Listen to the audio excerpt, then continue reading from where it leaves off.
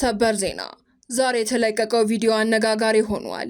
በትግራይ ድንበር የወታደራዊ እንቅስቃሴ ስጋትና የድሮን መከላከያ ቪዲዮ መነጋገሪያ ሆነ። የህወሓት ታጣቂዎች ከድሮን ጥቃት ለማምለጥ ከደንና ቅጠል ጋር በመመሳሰል የሚያደርጉት ወታደራዊ ስልጠናን የሚያሳይ ቪዲዮ በማህበራዊ ሚዲያ ላይ ከፍተኛ መነጋገሪያ ሆኗል። ተጨማሪ ዘገባ ይዘናል። በፋና ሚዲያ ኮርፖሬሽን ውስጥ ተፈጸመ የተባለውን የሙስና ተግባር ተከትሎ ሰራተኞች ከስራ ታገዱ።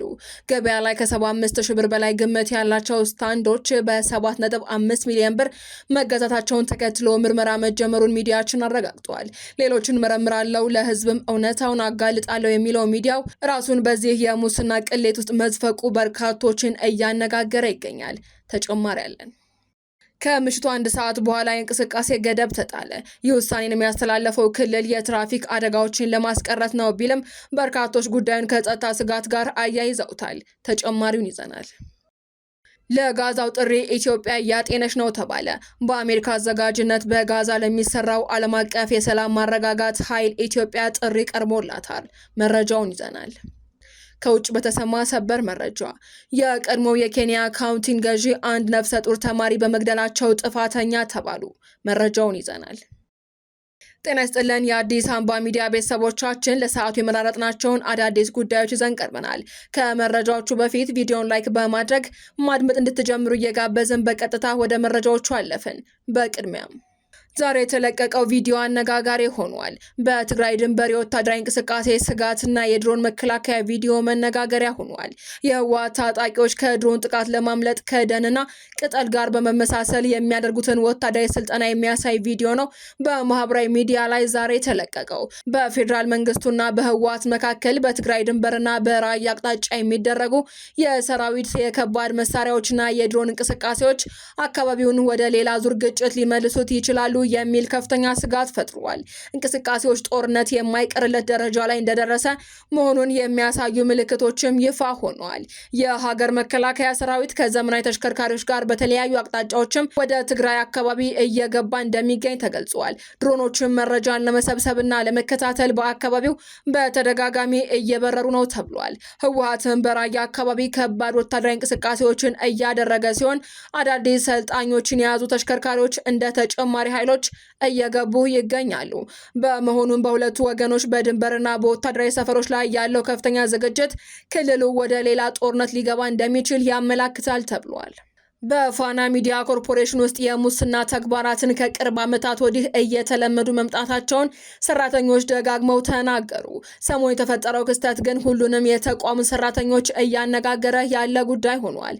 በ25 ሺህ ብር ገበያ ላይ የሚገዙ ስታንዶች በ2.5 ሚሊዮን ብር መገዛታቸውን ተከትሎ 3 ስታንዶች ዋጋቸው አንድ ላይ 75 ሺህ ብር የሚያወጡ በ7.5 ሚሊዮን ብር ተገዝተዋል የሚሉት አንድ የተቋሙ ባልደረባ ናቸው። ግዢው የተፈጸመው የግዢ ኮሚቴ ሳያውቅ ዋና ስራ አስፈጻሚው አቶ አድማሱ ዳምጠው ያለምንም የመግቢያ ፈተና አምጥተው ባስቀመጧቸው ኑሪያ የተባለች የግዢ ክፍል ባለሙያ ነው የሚሉት ደግሞ ግዢውን በቅርበት የሚያውቁ ሌላ ምንጭ ናቸው።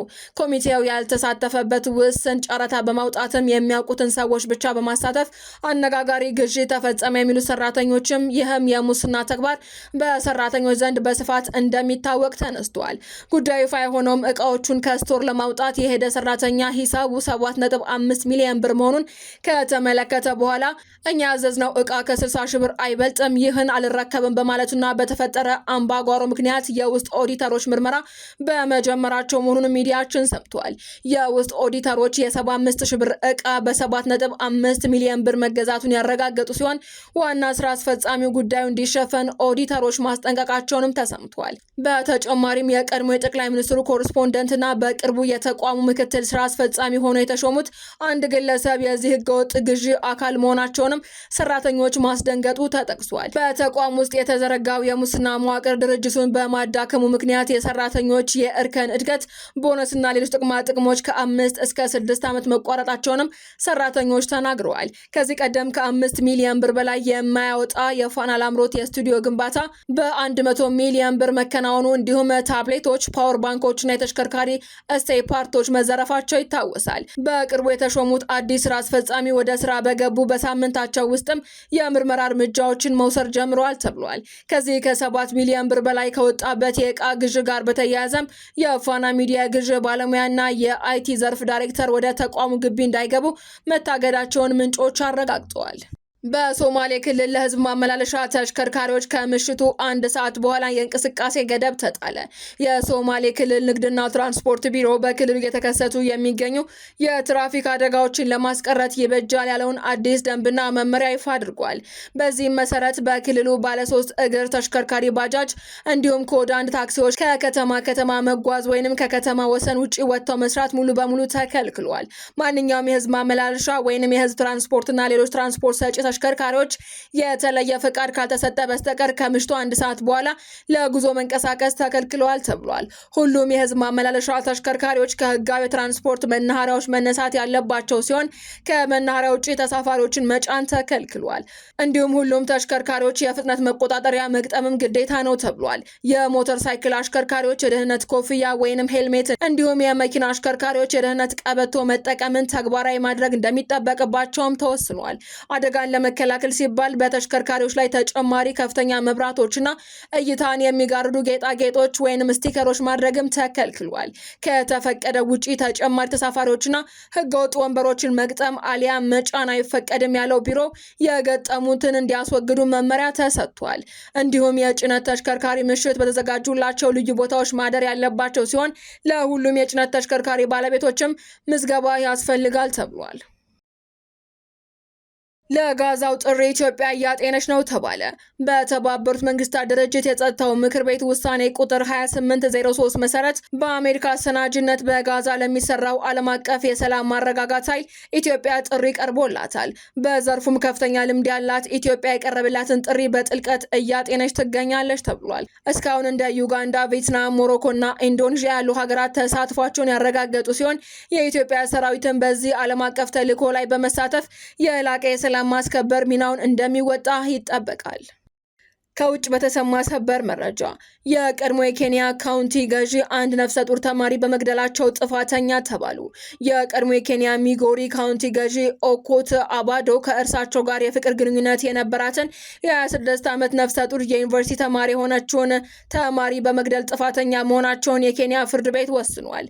ከእርሳቸው ጋር በክሱ የተካተቱት 2 ሰዎችም ግድያውን በማቀናበር ጥፋተኛ መባላቸውና 3ቱም የፍርድ ቤት ቅጣታቸውን እስኪተላለፍ ድረስ በእስር ላይ እንዲቆዩ መወሰኑ ተገልጿል።